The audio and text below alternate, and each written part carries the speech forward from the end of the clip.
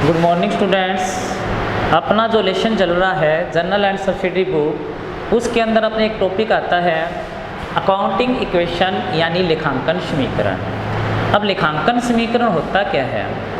अपने देखो, एक होती है बैलेंस शीट। मैंने शुरू में आपको बताया था, जब अपनी तीसरी अवस्था आती है यानी प्रारंभिक अवस्था, द्वितीय और तृतीय अवस्था, तो तृतीय अवस्था में 3 वित्तीय विवरण तैयार करने होते हैं। 3 वित्तीय विवरण तैयार करने होते हैं, जिसमें एक होता है ट्रेडिंग अकाउंट, एक होता है प्रॉफिट एंड लॉस अकाउंट और एक होती है बैलेंस शीट या चिट्ठा। उसके बारे में आपको इसी लेसन में बताया गया है कि लेखांकन समीकरण होता क्या है। तो लेखांकन समीकरण किसे कहते हैं? जब चिट्ठे को समीकरण के रूप में लिखते हैं। कहने का मतलब, अपनी एक बैलेंस शीट बनती है। बैलेंस शीट का जो दोनों साइड का टोटल होता है, असेट्स और लाइबिलिटीज़ 2 साइड होती है, इसमें दोनों साइड का जो टोटल होता है वो इक्वल होता है, दोनों साइड का टोटल बराबर आता है। और इसे जो अपने समीकरण के रूप में लिख देते हैं तो इसे क्या कहते हैं? अपने लेखांकन समीकरण कहते हैं। तो कोई आपसे पूछे कि लेखांकन समीकरण किसे कहते हैं, तो क्या बताओगे? चिट्ठे को समीकरण के रूप में लिखना लेखांकन समीकरण है। चिट्ठे को समीकरण के रूप में लिखना क्या है? लेखांकन समीकरण है। तो लेखांकन समीकरण, और लेखांकन समीकरण का सूत्र होता है, देखो, कुल संपत्तियां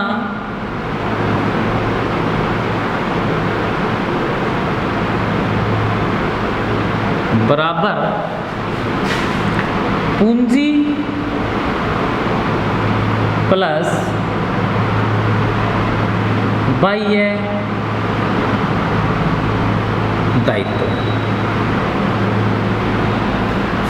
पूंजी प्लस में बाह्य दायित्व है। इन लेखांकन समीकरण का सूत्र क्या है कि एक साइड देखो, जो चिट्ठा बनाते हैं, एक साइड अपने संपत्ति होती है, असेट्स होती है, और एक साइड लायबिलिटीज होती है, दायित्व होते हैं। तो दायित्व में 2 चीज़ें आती हैं, एक तो कैपिटल, एक होते हैं जो बाह्य दायित्व है, एक्सटर्नल लायबिलिटीज, और इसका जो योग होता है वो असेट साइड के बराबर आएगा। यानी कुल संपत्तियां बराबर पूंजी प्लस में बाह्य दायित्व है। जब पूंजी और बाह्य दायित्व को जोड़ देते हैं तो कुल संपत्तियां आ जाती हैं। तो लेखांकन समीकरण किसे कहते हैं? चिट्ठे को समीकरण के रूप में लिखना लेखांकन समीकरण कहलाता है। अब आपके कई बार क्वेश्चन आता है, सवाल आता है कि लेखांकन समीकरण तैयार कीजिए, तो वो कैसे तैयार किया जाता है? मान लो अपने कोई एंट्री वगैरह ले लेते हैं और इसी में आपको कहते हैं कि आपको जर्नल नहीं बनानी, इसका लेखांकन समीकरण तैयार करना है। तो लेखांकन समीकरण कैसे तैयार करेंगे? देखो,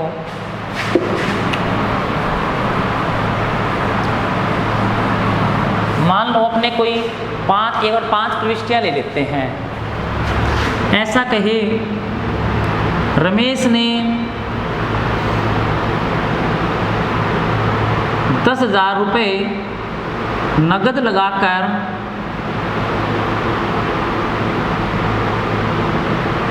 व्यापार प्रारंभ किया।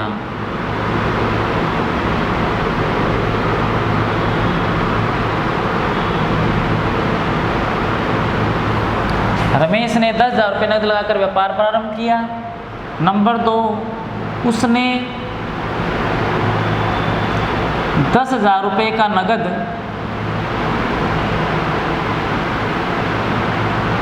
व 20,000 रुपये का उधार माल बेचा, माल खरीदा।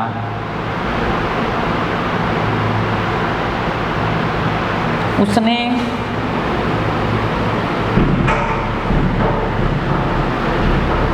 20,000 रुपये का नगद माल बेचा।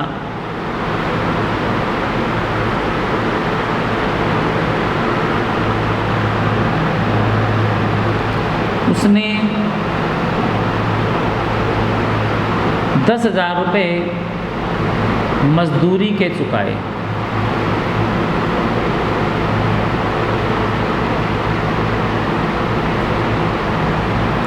और 5 नंबर पे मान लेते हैं उसने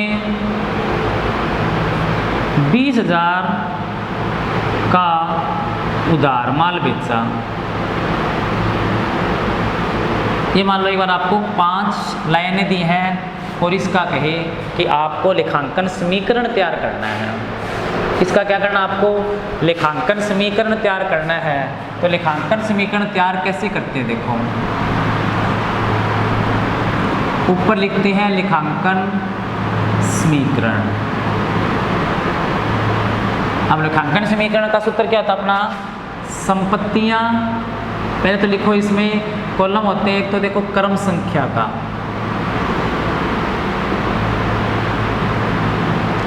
एक होता है पर्टिकुलर यानी विवरण का, इसी में हिंदी में बना सकते हो आप विवरण का एक।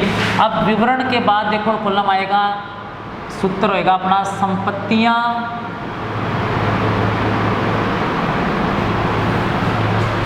बराबर पूंजी, इस वाले दायित्व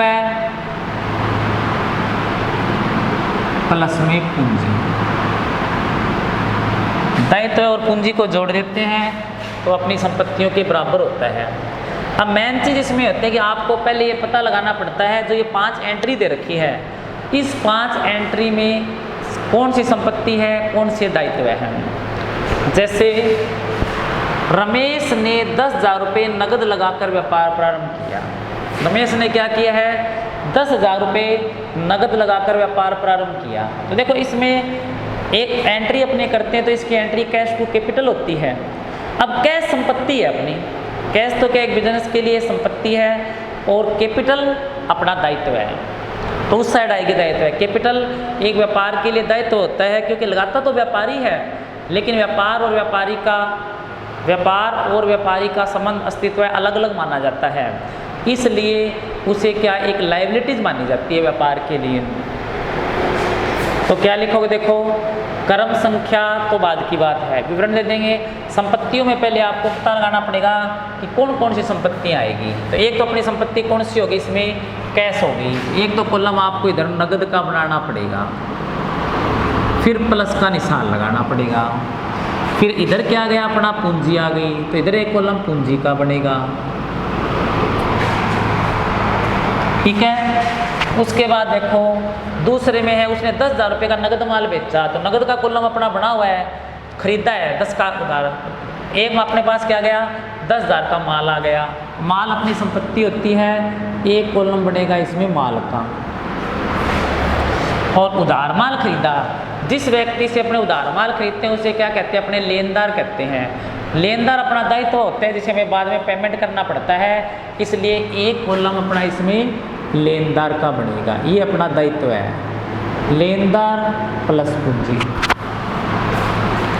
उसके बाद देखो उसने 20,000 का नगद माल बेचा। नगद माल बेचेगा तो जाएगा माल, जो हमारे पास माल का कॉलम पहले से बना हुआ है, आएगा क्या, कैश। कैश का कॉलम भी अपना बना हुआ है, तो ये दोबारा कॉलम नहीं बनेंगे। फिर है उसने 10,000 की मजदूरी के चुकाए। देखो मजदूरी जब चुकाई जाती है ये अपने लिए खर्चा हो गया, तो खर्चे को सीधा एक तो कैपिटल में से कम करते हैं, साथ में जब अपने मजदूरी चुकाएंगे तो कैश तो जाएगा ही जाएगा, एक इससे क्या होगा, कैश कम होगा। तो कैश का कॉलम भी अपना बना हुआ है और पूंजी का बना हुआ है। कोई भी खर्चा हो तो पूंजी में से क्या करोगे, लेस करोगे, और कोई इनकम हो तो पूंजी में ऐड करोगे। तो मजदूरी चुकाने से क्या हुआ कि अपना खर्चा हो गया, जिसे आपको क्या करना है, कैपिटल में से लेस करना है, साथ में इसे कैश में से लेस करना है, क्योंकि इससे कैश तो जाएगा ही जाएगा। उसके बाद है उसने 20,000 का उधार माल बेचा। जिस व्यक्ति को माल उधार बेचा जाता है उसे देनदार कहते हैं, वो अपनी एक संपत्ति होती है, इसे क्या कहा जाता है, देनदार कहा जाता है, जो अपनी संपत्ति होती है। इसलिए इसे क्या करेंगे, अपने संपत्ति साइड में एक अपना कॉलम बनेगा देनदार का, एक किसका कॉलम बनेगा, देनदार का। तो अपने संपत्तियों में एक तो नगद हो गया, एक माल हो गया, एक देनदार, 3 संपत्तियां हो गई, और दायित्व में 2 हो गए, लेनदार और पूंजी। अब देखो इस लेखांकन समीकरण को कैसे बनाएंगे।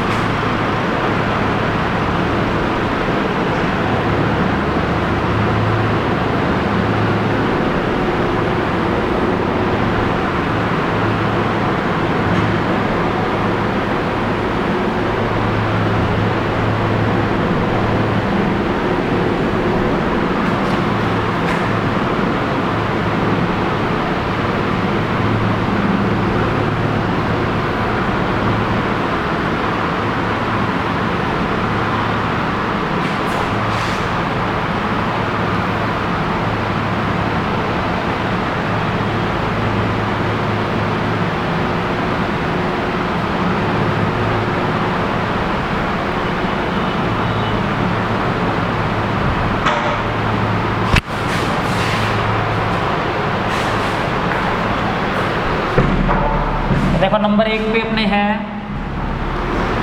रमेश ने 10,000 रुपये का नगद लगाकर व्यापार प्रारंभ किया। तो यहाँ पे लिखोगे रमेश ने, वो विवरण लिखना है, 10,000 रुपये से व्यापार प्रारंभ किया।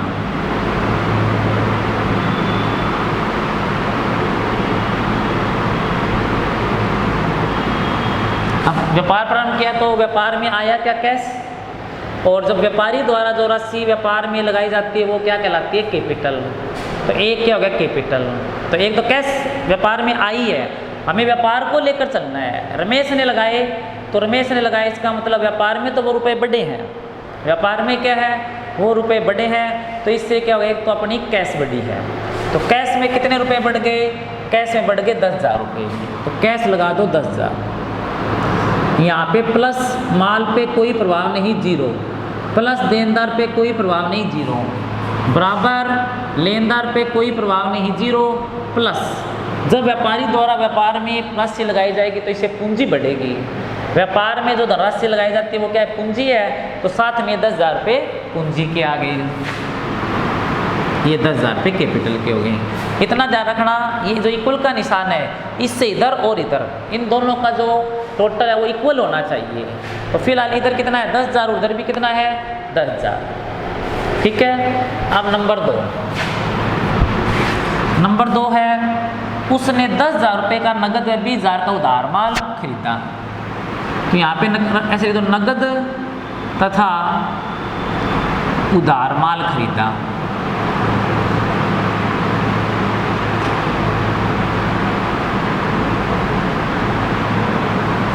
नगद तथा उधार माल खरीदा। तो नगद खरीदे चाहे उधार खरीदे, माल तो बड़ा ही है, लेकिन नगद माल खरीदने से कैश जाएगी, लेकिन उधार माल खरीदने से कैश तो नहीं जाएगी, लेकिन अपने दायित्व बढ़ जाएंगे, अपने लेनदार बढ़ जाएंगे। तो देखो जब नगद माल खरीदा, कितने का खरीदा? 10,000 का। तो कैश कितनी गई? 10,000। कैश कितनी गई? 10,000। प्लस माल कितने का आया? 10,000 का नगद आ गया और 20,000 का उधार आ गया। तो माल तो 30,000 से बड़ा है, तो क्या लिखोगे यहाँ पे? 30,000 प्लस फिर 0 बराबर, इससे हमारे क्या होगा? 10,000 तो इधर कम हो गए, उधर 10,000 है, वो लेनदार अपने बढ़ गए 20,000 से, जिससे उधार माल खरीदा, ये आ गया 20,000 प्लस यहाँ पे कोई प्रभाव नहीं पड़ा, 0 आ गया। तो जब हमने नगद और उधार माल खरीदा, तो नगद माल खरीदा उससे कैश चला गया, उधार माल खरीदा उससे लेनदार बढ़ गए। अब दोनों मिलाकर अब दो समीकरण जब पास में हो जाते हैं तो इसको क्या लिखना पड़ता है? देखो नीचे अंडरलाइन किया और यहाँ पे लिखते हैं नया समीकरण। क्या लिखते हैं? नया समीकरण। तो नया समीकरण हो गया, 10 में 10 गए, 0 बच गया। ये तो प्लस माल कितने का हमारे पास? 30,000 का, प्लस 0 का 0 बराबर 20,000 प्लस 10,000। तो देखो बराबर से इधर कितना आ गया? 30,000, बराबर से उधर भी कितना आ गया? 30,000। तो बराबर से इधर भी 30 और बराबर से उधर भी 30, यानी इक्वल आएगा। अब अपना समीकरण है तीसरा, उसने 20,000 का नगद माल बेचा। जब नगद माल बेचा जाता है तो गया क्या? माल। आया क्या? कैश। तो माल कम हुआ लेकिन कैश है वो बढ़ गया। तो इसका इफेक्ट कहाँ का पड़ेगा? देखो नगद माल बेचा, अब नगद माल बेचा, कैश आया कितने का? 20,000 का। यहाँ पर लिखो 20,000 प्लस माल कितने का गया? 20,000 का। अब गया तो माइनस करो, माइनस जब इसमें करते तो माइनस का निशान न लगाकर ब्रैकेट लगा देते हैं। जहाँ पे ब्रैकेट हो तो उसका मतलब समझेंगे कि वो माइनस नहीं है। 20,000 आ गया प्लस 0 बराबर 0 प्लस 0। अब क्या करोगे? फिर अंडरलाइन करो, फिर 2 पास में है, यहाँ पे लिखो नया समीकरण।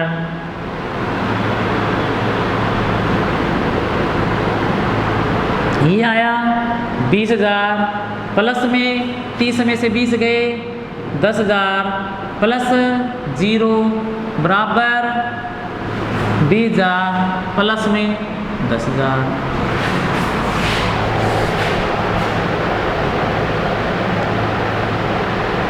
उसके बाद नंबर 4, उसने 10,000 रुपये मजदूरी के चुकाए। देखो मजदूर अपने जब माल खरीदते हैं तो भी खर्चा होता है, एक मजदूरी चुकाए तो भी खर्चा है, लेकिन माल खरीदने से हमारे पास माल आ जाता है, मजदूरी चुकाते हैं तो हमारे पास कुछ नहीं आता। इसलिए मजदूरी को एक व्यय माना गया, वो हमारे लिए हानि है। और जब व्यय और हानि हो जाए तो सीधा आपको क्या करना है, कैपिटल में से आगे जाके कम करना है। तो यहाँ पे नंबर 4 मजदूरी चुकाई। तो देखो मजदूरी चुकाएंगे तो एक तो किस पे प्रभाव पड़ेगा, कैश पे। कैश तो कम होगा ही होगा, साथ में जब खर्चा होगा तो आपको कहाँ पर कम करना है, कैपिटल में से। तो आगे जाके से कैपिटल में से भी कम करेंगे। तो कितने की मजदूरी चुकाई है, 10,000 रुपये की। तो यहाँ पर क्या करोगे, 10,000 रुपये लेस करोगे, प्लस माल पे कोई प्रभाव नहीं 0, प्लस देनदार पे कोई प्रभाव नहीं 0, बराबर लेनदार पे कोई प्रभाव नहीं 0, प्लस पूंजी कम हो जाएगी। पूंजी हमारी कितनी है, 10,000 है, और यहाँ पर मजदूरी कितने की चुकाई, 10,000 की। तो यहाँ पे कितना आएगा अपना 10,000। ये भी क्या आएगा, घटाना है इसलिए माइनस में आएगा। अब इसे क्या करोगे, फिर अंडरलाइन करोगे, फिर अंडरलाइन किया, फिर इसका टोटल लगाएंगे। अंडरलाइन करके टोटल लगाएंगे तो टोटल कितना हो गया, इसका 20 में से 10 गए, कितना बच गया 10,000, प्लस में 10,000, प्लस में 0, बराबर में 20,000, प्लस में 0। तो इधर भी टोटल 10 10 20, बराबर से इधर भी 20। ठीक है। उसके बाद देखो उसने 20,000 का उधार माल बेचा। माल है वो कितने का बेचा है, 20,000 का। कैसे बेचा, उधार माल बेचा। जब माल उधार बेचेंगे तो उधार माल बेचने से जिस रुपए तो आएंगे नहीं, इसलिए कैश नहीं बढ़ेगा, लेकिन उधार माल बेचने से हमारी संपत्ति यानी हमारे देनदार बढ़ जाते हैं। तो उसे क्या करेंगे, देनदार में प्लस करेंगे। तो वही नंबर 5 उधार माल बेचा। उधार माल कितने का बेचा है, 20,000 का। तो इस पे कोई प्रभाव नहीं पड़ा 0, प्लस माल कितने का गया, माल गया हमारा यहाँ पे देखो 20,000 लिखा है, हमारे पास 20,000 का माल होता नहीं है, 10,000 है, तो अपने यहाँ पे कम मानना पड़ेगा। ऐसे मान लेते हैं 5,000 का उधार माल बेचा। माल कितने का बेचा, 5,000 का। तो देनदार कितने से बढ़ेंगे, 5,000 से। देनदार 5,000 से बढ़ेंगे और हमारा माल भी कम कितने से होएगा, 5,000 से होएगा। तो माल में माइनस कितना करो, 5,000, प्लस 0, बराबर लेनदारों पे इस का कोई प्रभाव नहीं पड़ेगा। देनदार अब अपने बढ़ गए, क्योंकि उधार माल बेचते उसे क्या कहते हैं, देनदार। तो प्लस 5,000 आ गया, माइनस माल 5,000 से कम हो गया, और देनदार है वो कितने से बढ़ गए, अपने देनदार है वो 5,000 से बढ़ गई। इधर देखो कोई प्रभाव नहीं पड़ा, 0 प्लस 0। अब देखो हमारे पास आगे कोई समीकरण नहीं है, आगे क्या कोई समीकरण नहीं है, इसलिए यहाँ पर क्या लिखोगे, अंतिम समीकरण। क्या लिखोगे, अंतिम समीकरण। 10,000 का 10,000, प्लस में 10 में से 5 गए, 5 बचे, प्लस 5,000 का 5,000, बराबर 20,000 प्लस 0। अब देखो बराबर से इधर 10 5 5 20 हो गया, और बराबर से उधर भी कितना हो गया, 20 हो गया। इधर भी 20 और इधर भी 20, दोनों साइड का टोटल क्या आ गया, इक्वल आ गया। इसका मतलब अपना लेखांकन समीकरण सही होने की उम्मीद है। उम्मीद का मतलब हुआ अगर कोई गलती भी हुई तो वो पता नहीं चलेगा, क्योंकि दोनों साइड इक्वल है, वो क्या है, अपना टोटल है वो इक्वल आ रहा है। इसलिए आप ये मान के चलो कि अगर आपका टोटल दोनों साइड इक्वल आ रहा है तो आपका आंसर सही है। लेकिन हो सकता है कि हमने दोनों साइड इक्वल गलती कर दी हो, तो फिर आपका आंसर सही आते हुए भी सवाल है वो सही नहीं आएगा। तो ये अपना क्या हो गया, लेखांकन समीकरण है वो तैयार हो गया। आज के लिए इतना ही, धन्यवाद।